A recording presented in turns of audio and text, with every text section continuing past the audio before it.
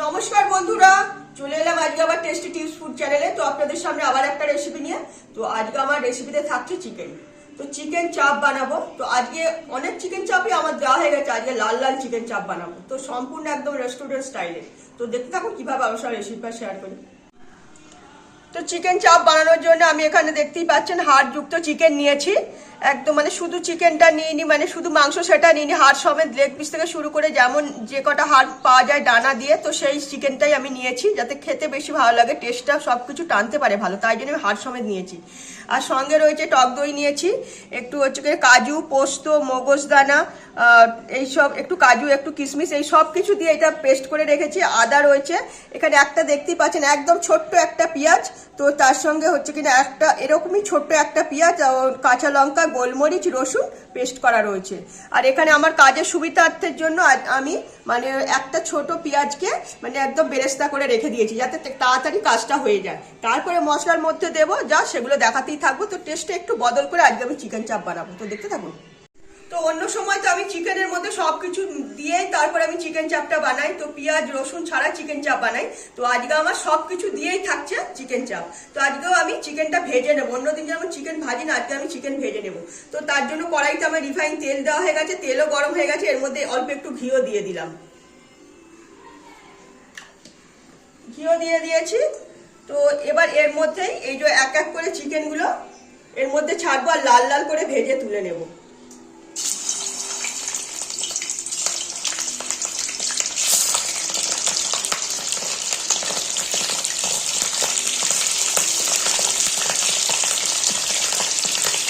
সবকটা চিকেনকে একদম ভালো মতো লাল করে ভেজে তুলে নেবো, তাহলে খাবারটা খেতে বেশি ভালো লাগবে। তো উল্টে পাল্টে ভালো করে ভেজে নেবো, অল্প একটু এর মধ্যে নুন আর সামান্য একটু হলুদ দেবো, দিয়ে একবারে ভেজে নেবো। চিকেনটা তো ভালো মতো ভাজা হচ্ছে, এর মধ্যে অল্প করে নুন দিয়ে দিলাম আর দেবো সামান্য পরিমাণে হলুদ। তো যেহেতু আজকে চিকেন চাপটা সাদা বানাবো না, তো আজকে একদম পুরো লাল লাল চিকেন চাপ বানাবো, তো তার জন্য নুন হলুদ আমি এখনই দিয়ে দিলাম।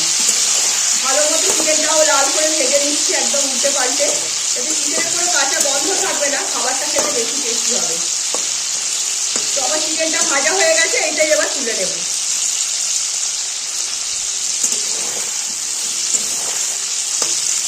বাদ বাকি যে চিকেনটা ছিল সেটাও একই পদ্ধতিতে নুন হলুদ দিয়ে লাল করে ভেজে নিলাম, যাতে চিকেনের কোনো কাঁচা গন্ধ থাকবে না। আর চিকেনটাও অনেকটা মানে সাইজে ছোট হয়ে গেছে, তো দেখতেই পাচ্ছেন কত বড় বড় চিকেন ছিল, সাইজে ছোট হয়ে গেছে। তো খাবারটা নাড়াচাড়া করতেও বেশি ভালো হবে আর খাবারটা একদম ভালো টেস্টি তৈরি হবে।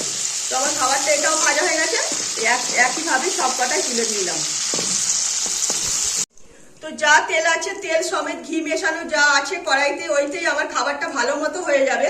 তো এর মধ্যে তেজপাতা, দারচিনি, লবঙ্গ, এলাচ আর একটা শুকনো লঙ্কা ফোড়ন দিলাম। এটা আপনারা নাও দিতে পারেন, তো আমি দিলাম ফোড়নে শুকনো লঙ্কাটা।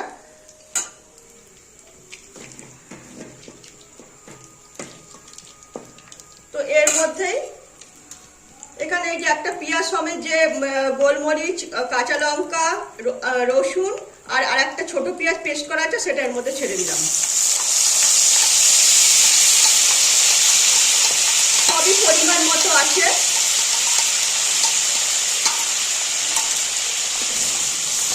এইটা মশলাটাকে আমি ভালো মতো আগে কষিয়ে নেবো, যাতে মশলার কাঁচা গন্ধটা না থাকে, সেই বুঝেই কষিয়ে নেবো। তো এর মধ্যে আমি এবার আদা বাটাও দিয়ে দেবো।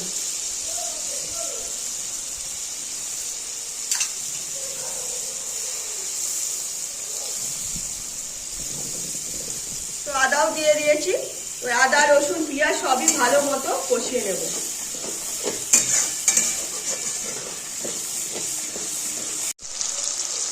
তো এমনি চিকেন চাপ হলে আমি কোনো মশলা দিই না, এমনকি রসুনটাও দিই না, রসুন পেঁয়াজ ছাড়াই চিকেন চাপ বানাই। আবার একটা শুধু পেঁয়াজ দিয়ে রসুন দেওয়া নেই, তো সেরকমও চিকেন চাপ দেওয়া রয়েছে। তো এটা অন্যরকম, তাই জন্য আমি সব রকম মশলাই অল্প অল্প করে দেবো, সামান্য সামান্য।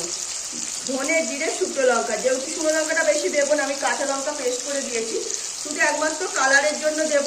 এমনি 1 চামচ এমনি ঝাল লঙ্কা দিয়েছি, আর কালারের জন্য কাশ্মীরি লঙ্কার গুঁড়ো দিচ্ছি, যেহেতু এটা লাল লাল চিকেন চাপ বানাবো, তো তার জন্য। তো দিয়ে দিলাম পরিমাণ মতো চিনি দেবো। চিনি দেওয়া হয়ে গেছে, মশলার সঙ্গে ভালো মতো কষিয়ে নেব।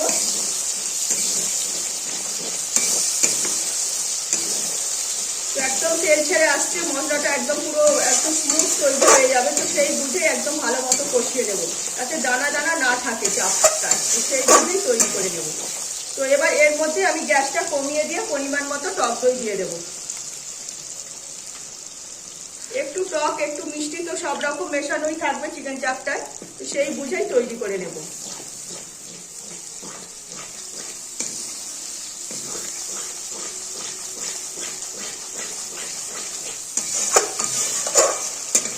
টক দই দেওয়া হয়ে গেছে, লাগলে পরে আরেকটু দিয়ে নেব।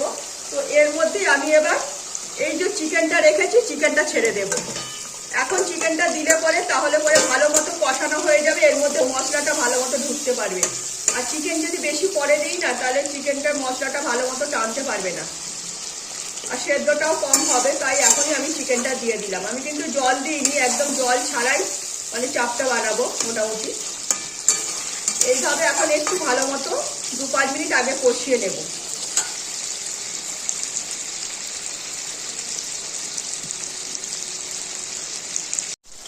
তো চিকেনটা তো ভালো মতো মশলার সঙ্গে কষিয়ে নিচ্ছে। তো দেখতে পাচ্ছেন জল ছেড়ে আসছে, যা দিয়েছি সব কিছুর সঙ্গে উপরে তেল ভেসে আসছে।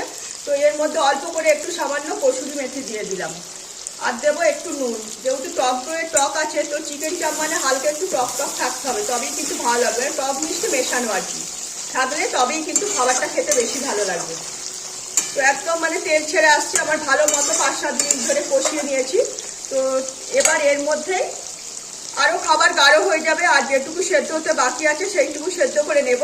তো এর মধ্যে আগে সবার ফার্স্ট এই যে আমার এখানে কাজু কিশমিশ পোস্ত এগুলো বাটা রয়েছে, মগজদানা, সেইটা আমি দিয়ে দিলাম পরিমাণ মতো।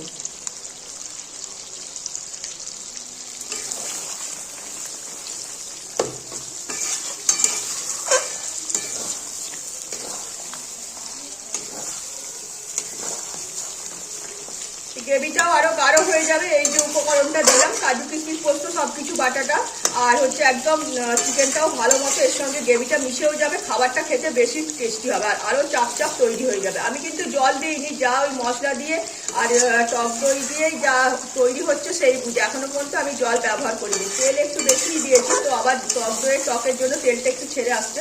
তো চিকেনটা মানে একটু তেল তেল ভাবতে থাকতে হবে, তবেই খাবারটা খেতে বেশি ভালো লাগবে।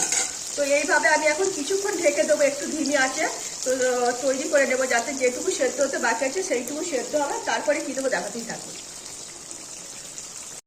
তো 5-7 মিনিট হয়ে গেছে, আমি ঢেকে দিয়েছিলাম। তো খাবারটা খুলে দেখবো। তো দেখতেই পাচ্ছেন পুরো একদম ভালো মতো তেল ছেড়ে আসছে। তো এর মধ্যে আমি এবার এই যে ভেজে রাখা যে বেরেস্তা করা আছে পেঁয়াজটা, তো সেটা হাফের বেশি দিয়ে দেবো, আর হাফটা আমি গার্নিশিং করবো। এখন দিলে পরে এর সঙ্গে টেস্টটাও মিশে যাবে, তো খাবারটা খেতে বেশি ভালো লাগবে। তো দেখতেই পাচ্ছেন খাবারটা কতটা আমার গাঢ় হয়ে আসছে, উপর থেকে আবার তেলটা ভেসে আসছে, আর চিকেনটাও পুরো একদম সেদ্ধ হয়ে যাবে।